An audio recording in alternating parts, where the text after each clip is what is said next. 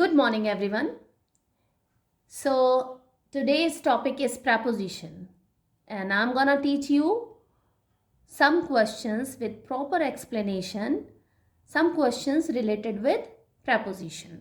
So, here it is. First question says, अच्छा video शुरू होने के पहले चैनल को ज़रूर सब्सक्राइब कर लीजिए और वीडियो को शेयर कीजिएगा, लाइक कीजिएगा. It's fun motivation for me as well. So question number 1, it says the boss didn't punish him for coming late. Boss ने उसे लेट आने के लिए पनिश नहीं किया. He must be dash his good books. 4 options दिए हुए हैं, in, into, inside and onto. In 4 options में से अगर ग्रामेटिकली देखा जाए, सो into मीन्स कोई मूवमेंट है. यहाँ कोई मूवमेंट तो है नहीं. He must be, वो होगा, उस जगह पे होगा, तो इनटू मोमेंट नहीं है, एलिमिनेट कर दीजिए. ऑन टू मतलब सरफेस के ऊपर मोमेंट, वो भी नहीं है, एलिमिनेट कर दीजिए. 2 ऑप्शन बच रहे हैं, in and inside. Good book में होना और गुड बुक के एकदम अंदर इनसाइड होना. यहाँ पर 2 चीज़ें देखने वाली हैं. पहला तो इन हिज गुड बुक्स, ये एक ईडियम है. मतलब कि अगर आप किसी की गुड बुक्स में हैं तो वो व्यक्ति आपके लिए कुछ अच्छा सोचता है, राइट? कुछ अच्छी बातें उसके मन में है, ठीक है. So he must be in his good books यहाँ पर आएगा, rather than inside his good books. So inside एकदम बुक के इनसाइड ग्रामेटिकली भी देख लें तो नहीं होगा, और अगर कॉन्टेक्चुअली भी देखते हैं तो ये एक ईडियम है, इन हिज गुड बुक्स. तो आंसर होगा in his good books. Now the next question, do you take pride in, do you take pride dash your appearance. 4 options हैं, in, at, about and of. Do you take pride of your appearance, do you take pride at your appearance, do you take pride about your appearance, do you take pride in your appearance. ये confusing question है.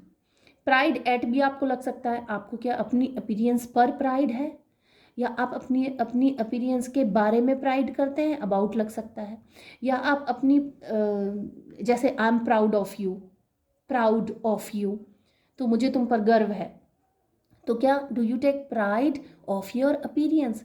ये चारों ही option confusing हैं, लेकिन pride के साथ में हमेशा इन आता है. लाइक जैसे एग्जाम्पल देखिए, take pride in being an Indian. एक भारतवासी होने के नाते आप इस पर गर्व करें. टेक प्राइड, आपको टेक प्राइड इन, तो pride in, take pride in, pride के साथ में इन आता है. लेकिन अगर प्राउड ऑफ बात करें तो प्राउड के साथ में ऑफ आता है, डाइड के साथ में ऑफ आता है. He is died of cancer, है ना. सो ये कुछ प्रेपोजिशन, कुछ प्रेपोजिशंस तो ऐसे हैं जो बोलचाल की भाषा में, लिखने में, बुक्स में, हर जगह आपको समझ आ जाएगा. अगर आप सीरियसली तैयारी कर रहे हैं, सेंटेंस पढ़ रहे हैं, कॉम्प्रहेंशन कर रहे हैं, पैराग्राफ्स पढ़ रहे हैं, तो ये सारे सेंटेंसेस आते हैं इसी तरह. तो जब भी आप कोई पैराग्राफ पढ़ रहे हैं तो ये सारी चीज़ें, प्रेपोजिशन देखते चलिए, ग्रामर देखते चलिए, विजिलेंट रहिए आप, तो बहुत सारी चीज़ें तो वहीं कवर हो जाती हैं, राइट. यहाँ पर आएगा pride in. Third question, tripped, I tripped dash the cat and fell downstairs. मैं ट्रिप्ड हो गया, कैट का ट्रिप्ड के साथ में ओवर आता है, tripped over. Tripped on the cat, cat के एकदम ऊपर तो नहीं ट्रिप्ड हो गया. कैट के ओवर का मतलब भी हिंदी में ऊपर ही होता है, ऑन मतलब भी ऊपर होता है, लेकिन ओवर मतलब लाइक ओवर में एकदम आप ऐसा टच करते हुए सरफेस नहीं देखते हो. ऑन में कोई सरफेस, जैसे I have kept my book on the table, मैंने टेबल के ऊपर बुक रख दी, तो बिल्कुल सरफेस से टच हो रहा है. वो ओवर में टच नहीं हो रहा है, वो भी ऊपर के सेंस में ही आता है. तो I tripped over the cat and fell down stairs. मैं सीढ़ियों से नीचे गिर गया, कैट से ट्रिप्ड हो गया और फिर सीढ़ियों से नीचे गिर गया. ट्रिप्ड के साथ में ओवर आएगा यहाँ, ट्रिप्ड ओवर. ट्रिप्ड अबव नहीं आएगा, ट्रिप्ड एट नहीं आएगा, ट्रिप्ड ओवर, ठीक है. Next question, he is almost dying. वो तो बस मर ही रहा है. I am afraid he is dash his last legs. अब ये जो लास्ट लैग्स जो वर्ड है, यहाँ पर लास्ट लैग्स का मतलब होता है that about to came to an end, मतलब कुछ चीज़ जो ख़त्म होने वाली है उसमें लास्ट लैग एक लास्ट लैग का फ्रेज आता है। I am afraid that he is dash his last legs, और लास्ट लैग के साथ में जो प्रपोजिशन आता है वो आता है on his last legs. On his last leg मतलब अंतिम समय है, अंतिम समय चल रहा है, जैसे हिंदी में बोलते हैं मुझे लगता है उसका अंतिम समय चल रहा है।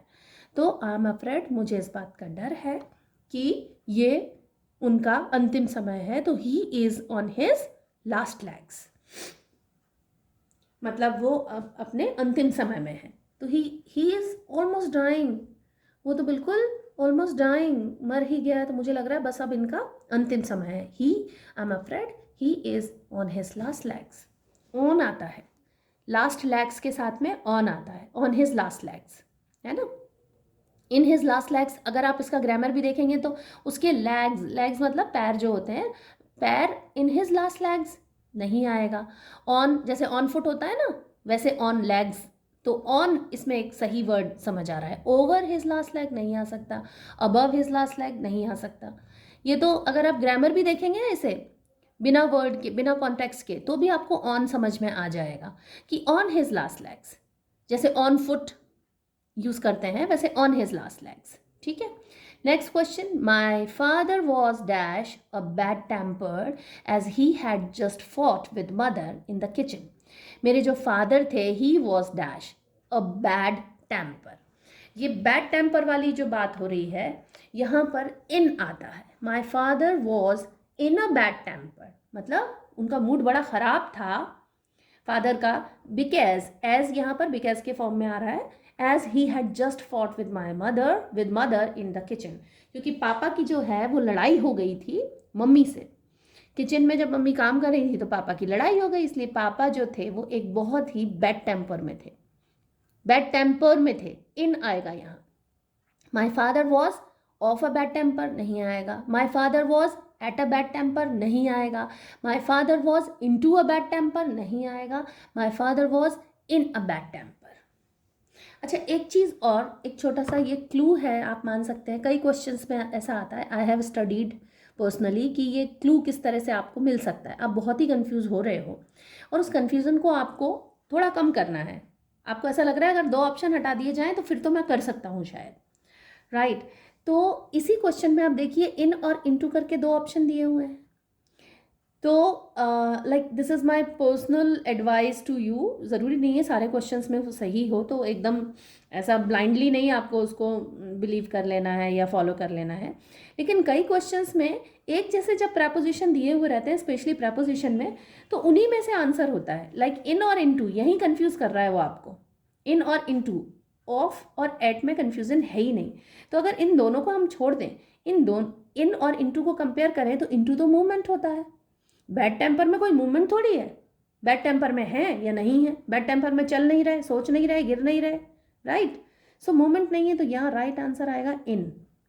ये सिर्फ एक ट्रिक है, हर जगह काम नहीं करेगी, लेकिन कुछ जगह काम कर भी जाएगी, ठीक है। Moving to the next question, there is some dispute dash the property, there is some dispute dash the property as the owner died without making a will. यहाँ पर कुछ डिस्प्यूट्स हैं प्रॉपर्टी के ऊपर, है ना, तो ऑन द प्रॉपर्टी नहीं, प्रॉपर्टी को टच करते हुए डिस्प्यूट थोड़ी है। ऑन द टेबल जैसा, I am keeping books on the table, I have kept books on the table, मैंने टेबल के ऊपर रख दी बुक, तो बुक टच हो रही है टेबल से, प्रॉपर्टी थोड़ी टच हो रही है डिस्प्यूट से, नहीं, तो ऑन नहीं आएगा। लेकिन है तो ऊपर ही, डिस्प्यूट किसके, प्रॉपर्टी के ऊपर हो रहा है, तो प्रॉपर्टी के अंदर तो नहीं हो रहा है, इन नहीं आएगा। प्रॉपर्टी के बारे में भी नहीं हो रहा, प्रॉपर्टी पर हो रहा है, तो ओवर आएगा। There is some dispute over the property as the owner died without making will, क्योंकि ओनर जो है वो विल बनाए बिना ही मर गया है, ठीक है। नेक्स्ट, द फिल्म 3 इडियट्स, सबने देखी होगी 3 इडियट्स, बड़ा अच्छा मैसेज देती है 3 इडियट जो मूवी है, कि बड़ा फेमस उसका डायलॉग है कि कामयाब बनो और कामयाबी तो आपके पीछे आ जाएगी। बहुत ही मीनिंगफुल सेंटेंस है कि हमें जो वर्क करना है वो करना है खुद की कामयाबी पे, सॉरी खुद की काबिलियत पर, तो कामयाबी तो अपने आप आ जाएगी, वो तो इनएविटेबल है। अगर आप काबिल हैं, अगर आप योग्य हैं, अगर आप एलिजिबल हैं, तो definitely people will recognise you, people will find you and people will praise you accordingly. तो खुद का कामयाबी के लिए नहीं भागना है, खुद की काबिलियत के लिए भागना है कि मैं काबिल बन जाऊं, मैं बहुत योग्य बन जाऊं। और योग्य बनने के लिए चलती है मेहनत, फिर आपको खुद ही कामयाबी मिल जाएगी। तो अभी जो भी तैयारी आप कर रहे हैं एग्ज़ाम की, उसके काबिल बन जाइए एग्ज़ाम के, अपने आप सक्सेस मिलेगी, अपने आप काबिलियत मिले, वो कामयाबी मिल जाएगी आपको। चलिए moving to the next question. बीच में थोड़ा मोटिवेशन मिलते रहना चाहिए, ज़रूरी है। इस तरह के मोटिवेटिंग जो बातचीत है, क्योंकि आप सभी लोग पढ़ाई में लगे हुए रहते हैं, तो थोड़ा सा मोटिवेशन ऐसा लगता है नहीं नहीं ज़रूर हम भी करेंगे कोशिश और ज़रूर कामयाब होंगे। सो ये सेंटेंस जो है वो कह रहा है, the film three idiots was based an engineers real life experience. जो थ्री इडियट फिल्म है वो बेस्ड है, बेस्ड ऑन, ठीक है, बेस्ड ऑन आएगा यहाँ पर, बेस्ड ऑन। तो जो फिल्म है three idiots, it is based on, right. क्या सेंटेंस बनेगा आपका यहाँ पर? The film three idiots is based on आएगा यहाँ पर, ऑप्शन नंबर सी, ठीक है, option number C, based on an engineers real life experience. एक इंजीनियर का जो रियल लाइफ एक्सपीरियंस होता है ना, उसके ऊपर बेस्ड है क्या मूवी? कौन सी? थ्री इडियट्स, ठीक है, बेस्ड ऑन, बेस्ड के साथ में ऑन आता है। Question number 8, I am a bit weak, मैं थोड़ा सा वीक हूँ, कमज़ोर हूँ, dash science subjects but I am trying to improve. मैं थोड़ा सा कमज़ोर हूँ, डैश। तो क्या एट साइंस सब्जेक्ट्स, या फिर इन साइंस सब्जेक्ट्स, या फिर इनटू साइंस सब्जेक्ट्स, या फिर on science subjects? He is weak in maths, he is weak in English, he is weak in Hindi. In बोलते हैं ना, आप पीटीएम पे कभी अगर गए हो अपने छोटे भाई बहनों की पीटीएम पे, या कभी भी अपनी लाइफ टाइम में भी स्कूल में गए हो पीटीएम में, तो टीचर बोलती है ना, you are weak in English, you are weak in Hindi, in आता है, वीक इन सब्जेक्ट में है, यहाँ पर आएगा इन, ठीक है, option number B, in. Next question, looking forward dash seeing you soon at the meeting. Looking forward dash seeing you at the meeting। तो looking forward at seeing you, looking forward to seeing you, looking forward for seeing you, या looking forward over seeing you, क्या answer आना चाहिए यहाँ? looking forward। अब अगर हम इसे ध्यान से देखते हैं, looking forward to क्या आएगा यहाँ पर? looking forward to, looking forward ये बेसिकली एक फ्रेज है, लुकिंग फॉरवर्ड, और लुकिंग फॉरवर्ड के साथ में आएगा यहाँ पर to. Looking forward to seeing you, right, option number B, looking forward to seeing you soon at the meeting. Looking forward to seeing you soon at the meeting, मैं meeting में आपका इंतजार कर रहा हूँ, ठीक है, मीटिंग के लिए वेट हो रहा है। तो प्रपोजिशन, अब नेक्स्ट जो इस क्वेश्चन में प्रपोजिशन आएगा वो आएगा to. Next question, question number 10 देखिए, there was a footpath that went dash the road till the railway station. क्या है मामला यहाँ पे कि एक फुटपाथ है, दैट वेंट, वहाँ पर पहले एक फुटपाथ था जो गया, रोड एक डैश आ रहा है यहाँ पे, ब्लैंक आ रहा है, road till the railway station, railway station तक रोड के साथ साथ गया। तो एक साथ जो मोमेंट आ रहा है बेसिकली यहाँ पर आएगा along, और along is used when two things go together over a specific distance। What did I say? Along is used when two things go together over a specific distance। तो यहाँ पर कौन सी दो चीज़ें जा रही हैं साथ में? यहाँ पर कौन सी दो चीज़ें जा रही हैं साथ में? पहली है फुटपाथ और दूसरी है रोड।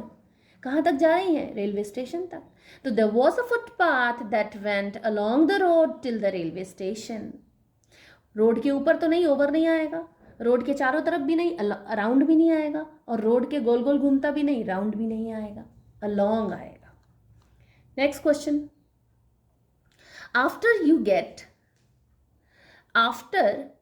गेट द बस, बीच में एक ब्लैंक है, after you get blank the bus walk down the street on the left to the church. After you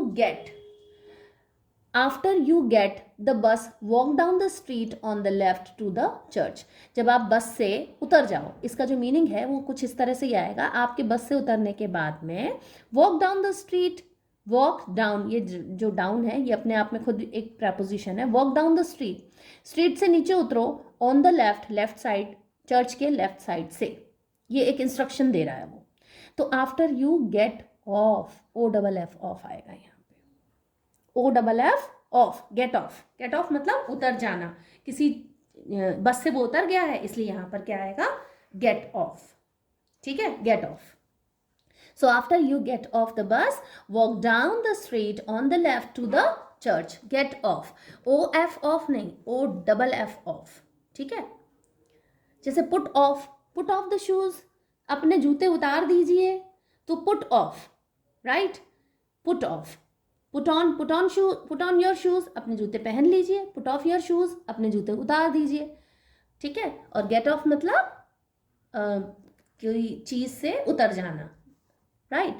Next question, dash the time I reached the examination hall, I was half an hour late. अब dash the time I reached the examination hall, I was half an hour late. जब मैं examination hall पहुंचा तो मैं आधे घंटा late था, ठीक है।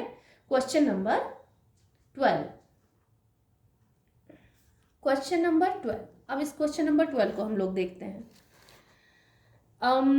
देखिए, डैश, ठीक है, dash the time I reach the examination hall, I was half an hour late. अब क्या यहाँ पर आना चाहिए, on the time I reach the examination hall, या in the time I reached the examination hall, या फिर while the time I reached the examination hall, या फिर by the time I reached the examination hall। Answer आएगा D, and that is by। By the time I reached the examination hall, जिस समय मैं examination hall पहुंचा, past tense का sentence है ये, सिंपल पास्ट टेंस का, I was half an hour late, मैं आधे घंटे लेट था तब, तो क्या आएगा, बाय द टाइम, जिस समय, ठीक है, by the time. Next question is, we drove dash Uttarakhand, ठीक है, पास्ट टेंस का सेंटेंस है ये, we drove dash Uttarakhand, UP and Bengal to reach the international border, ठीक है, हम उत्तराखंड गए, यूपी गए, बंगाल गए, ये सब इंटरनेशनल बॉर्डर से जुड़े हुए हैं, ठीक है। उत्तराखंड, यूपी, ये नेपाल से जुड़ते हुए हैं, बंगाल को अगर हम देखें तो बांग्लादेश से जुड़ रहा है वो, ठीक है, ये सब इंटरनेशनल बॉर्डर से जुड़े हुए हैं। सो वी ड्रॉव इन उत्तराखंड, क्या आंसर आएगा, या फिर वी ड्रॉव ओवर उत्तराखंड, या वी ड्रॉव इनटू उत्तराखंड, या वी ड्रॉव थ्रू उत्तराखंड। देखिए आंसर जो आएगा इसका थ्रू आएगा, क्योंकि थ्रू मीन्स होता है ऑल द वे या over the total distance, through, ठीक है। तो we drove through, THROUGH, we drove through Uttarakhand, UP and Bengal to reach the international border. Through मतलब हम ऑल द वे कहाँ गए, उत्तराखंड, यूपी और बंगाल पहुंचे international border, to reach the international border, यहाँ से होते हुए हम इंटरनेशनल बॉर्डर तक पहुंचे, वी ड्रोव थ्रू, राइट। यहाँ पर थ्रू आएगा, और थ्रू का मीनिंग क्या आता है, यहाँ पर इसका मीनिंग होगा ऑल द वे या फिर ओवर द टोटल डिस्टेंस, इसलिए यहाँ थ्रू आएगा। Next question says, earlier people wasted a lot of time. Earlier people wasted a lot of time dash queuing up to pay bills. पहले जो ज़माना था, अब आजकल तो फटाफट पेटीएम कर देते हैं, गूगल पे कर देते हैं, और भी बहुत सारी चीज़ें हैं, बहुत सारे मीन्स हैं जिनके थ्रू हम पेमेंट कर सकते हैं या बिल्स पे कर सकते हैं। पहले क्या होता था, बिजली का बिल आया है तो लंबी सी लाइन लगानी पड़ेगी और फिर आपका नंबर आएगा, तब आप पेपर सबमिट करेंगे। तो earlier people wasted a lot of time, जो लोग थे वो बहुत सारा समय जो है वो बर्बाद करते थे लाइन में खड़े होके बिल्स पे करने के लिए। क्या आएगा, earlier peoples wasted a lot of time at queuing up, या फिर ऑफ क्विंग अप, या फिर बाय क्विंग अप, या फिर in queuing up to pay bills. क्या आंसर होना चाहिए यहाँ, एट क्विंग अप। क्विंग मतलब लाइन लगाना, क्यू बनाना, queue means line. So a lot of time at queuing up to pay bills, at नहीं आएगा। क्विंग अप, क्विंग जो यहाँ पर आ रहा है किसी क्यू के पास खड़े हुए नहीं हैं, क्यू के ऊपर नहीं खड़े हुए हैं, तो एट नहीं आएगा। Of queuing up to pay bills, queuing बनाना ऑफ के थ्रू, ऑफ के मीनिंग में नहीं आएगा, बाय भी नहीं आएगा, यहाँ आंसर आएगा इन।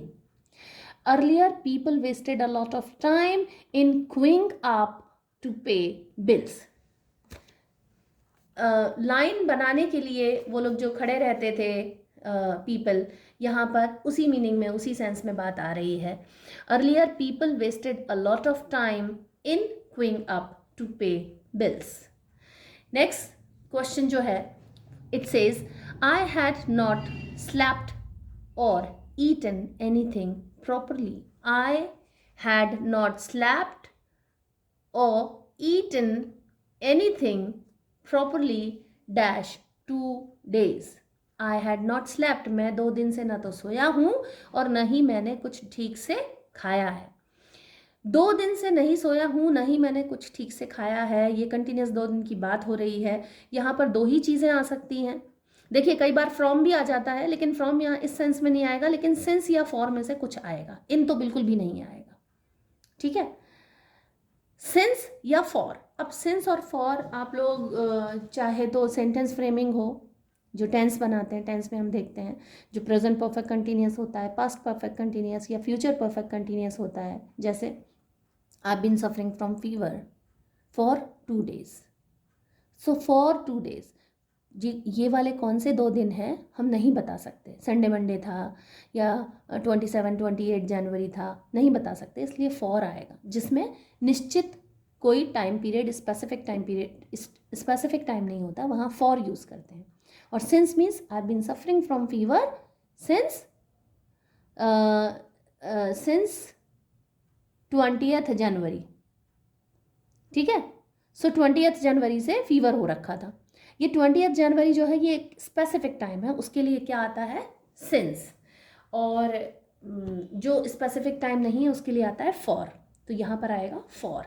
आई हैड नॉट स्लेप्ट और eaten anything properly for 2 days। मैंने 2 दिन से ना तो मैं ठीक से सोया हूँ और ना ही मैं ठीक से खाया हूँ। अब जो एस्पिरेंट्स कंफ्यूज होंगे ना इस सेंटेंस में, वो होंगे हैड लगा हुआ है, तो सेंटेंस बनता है पास्ट परफेक्ट का, बिल्कुल बनता है पास्ट परफेक्ट का। तो पास्ट परफेक्ट में तो हम सिंस या फॉर लगाते ही नहीं हैं, बिल्कुल लगा सकते हैं हम सिंस और फॉर, दोनों का यूज़ किया जा सकता है यहाँ। आप ये मत सोचिए कि पास्ट परफेक्ट का या प्रेजेंट परफेक्ट का या फ्यूचर परफेक्ट का सेंटेंस है तो उसमें सिंस और फॉर नहीं लगेगा, बिल्कुल लग सकता है।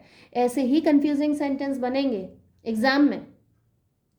तो ग्रामर पढ़नी है, लेकिन ऐसे नहीं पढ़नी है कि सिर्फ रूल्स ही रट के चले जाएं आप, उसका कॉन्टेक्स्ट भी देखना है।